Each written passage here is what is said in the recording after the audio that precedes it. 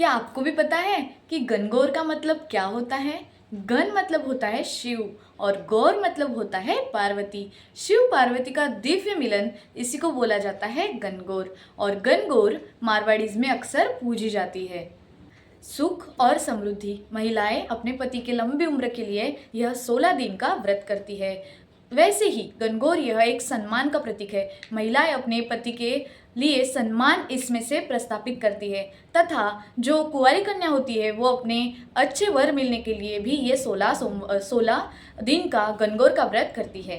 तथा गणगौर त्योहार यह संस्कृति का भी प्रतीक है। राजस्थान के मध्य प्रदेश के निमाड़ क्षेत्र में और राजस्थान में, पूरे राजस्थान में, जयपुर, उदयपुर, सभी राजस्थान में गणगौर यह 16 दिन का व्रत किया जाता है, जिसमें गणगौर माता की जो आरती होती है, उनके जो गीत होते हैं, उसको गाकर उत्साह से इसको मनाया जाता है ताकि हमारे पति की लंबी उम्र रहे और जो कुंवारी कन्याएं होती है वो अपने अच्छे वर के लिए ये व्रत करती है।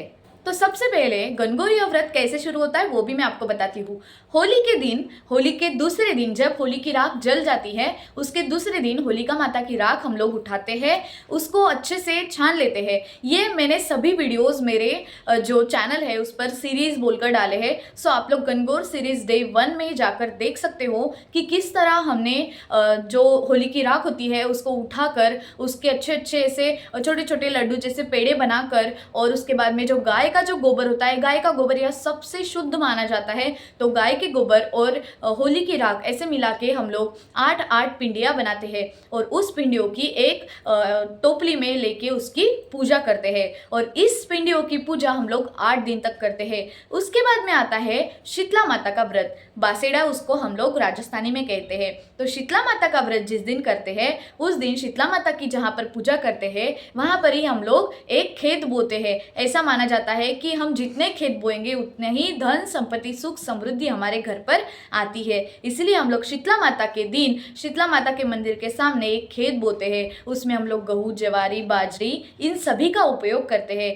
और खेत बोने के बाद में शाम के समय पर हम लोग 2 मिट्टी की जो मटकियाँ होती है उसको घर पर लेके आते हैं। गाजे बाजे से उसको लेके आते हैं, उसको अच्छे से धोते हैं, उसकी पूजा करते हैं और उसके अंदर जो खेत की मिट्टी होती है वो पूरी डालते हैं और उसके अंदर डालते हैं गेहूं, ज्वारी, बाजरी, ऐसे पूरे उसका हम लोग जैसे हम लोग खेत में जैसे पेरनी करते हैं वैसे ही हम लोग घर में उस कुंडियों में पेरनी करते हैं। और उसके बाद में जब 5-6 दिन हो जाते हैं तो उसमें से छोटे छोटे अंकुरित बाहर आते हैं जिसको हम लोग जवारे बोलते हैं। और उन जवारों की पूजा हम लोग फिर 16 दिन तक करते हैं। जवारों के साथ साथ हम लोग एक ईसर जी और एक गणगौर माता मतलब एक शिव जी और एक पार्वती घर पर लेके आते हैं। उनकी भी पूजा उतने ही धूमधाम से हम लोग मनाते हैं। इस गणगौर के त्योहार में सखी सहेलियां सब मिलजुल कर आती है, गीत गाती है, अनेक गेम खेले जाते हैं, बहुत सारी पार्टियां की जाती है, नाश्ता बनाया जाता है, अलग अलग प्रकार का भोग लगाया जाता है माता को, और माता का दिन हम लोग अच्छे से मनाते हैं। उसी के साथ साथ हम लोग जहाँ पर गणगौर का जो पिंडिया होती है उसकी जहाँ पर टोकरी रखते हैं उसके ऊपर ही एक सफेद कलर के कागज पे स्वस्तिक बनाकर उसको अच्छे से बॉर्डर बनाकर, इस सभी का वीडियो मैंने मेरे चैनल पे डाला है, आप लोग जरूर जाके देखना, गणगौर सीरीज डे 1 में है।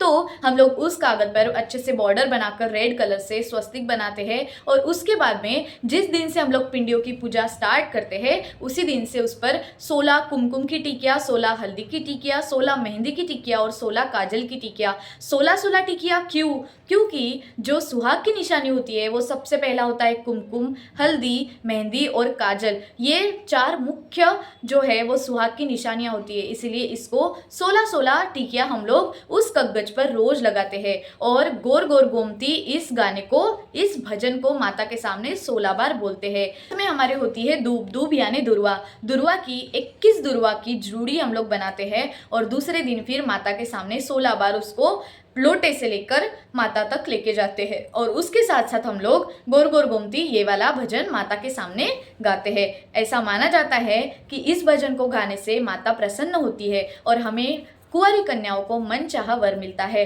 और जो सुहागन महिलाएं होती है उनका सुहाग माता बढ़ाती है, उनके पति की आयु लंबी करती है। इसलिए ये व्रत बहुत ही आवश्यक और बहुत इंपॉर्टेंट मारवाड़ीज में माना जाता है। If you are Marwari you can relate with this, if you are not Marwari तब भी आप ये व्रत कर सकते हो, जैसे मैंने आपको बताया है वैसे ही गोर गोर गोमती के साथ में ही माता के सामने बहुत सारे जवारे गाए जाते हैं, जिससे माता बहुत प्रसन्न होती है। सखी सहेलियाँ मिलकर बहुत ही धूमधाम से जवारे गाती है और माता को प्रसन्न करती है। गोरे गनगोर माता खोल की वाड़ी, ये जो भजन है ये माता के सामने सुबह के टाइम पर गाया जाता है, ताकि माता को हम लोग बोलते हैं कि माता, हे माता, आप आपका दरवाज़ा खोलिए, हम लोग आपको पूजने के लिए आए हैं। इतना शुद्ध समृद्धि भरा ये त्यौहार होता है। अगर आप भी ये त्यौहार मनाते हो तो मुझे कमेंट में ज़रूर बताना, और अगर आप इस त्यौहार से रिलेट कर रहे हो तो मुझे ज़रूर बताना। और अगर आपको ये त्यौहार करना है और आपको नहीं समझ में आ रहा है, आपको विधि नहीं समझ में आ रही है, तो भी मुझे बताना, मुझे कमेंट करना। मैं आपको ज़रूर बताऊंगी कि आपको इस त्यौहार को किस तरह से करना चाहिए, किस तरह से इसको मनाना चाहिए। गनगौर का जो पावन त्यौहार है वो होली के दूसरे दिन से शुरू होकर चैत्र शुक्ल की तीज तक चलता है, जिसमें मिट्टियों के मूर्ति का पूजन और विसर्जन किया जाता है। उसी को हम लोग ईसर जी यानी शिव जी और गनगौर माता यानी पार्वती माता, इन शिव पार्वती का मिलन ऐसा माना जाता है। और जिस तरह से माता गनगौर का आगमन किया जाता है, जिस तरह से उनका स्वागत किया जाता है, उसी तरह से अश्रुओं भरे से विदाई उनकी की जाती है। उसी तरह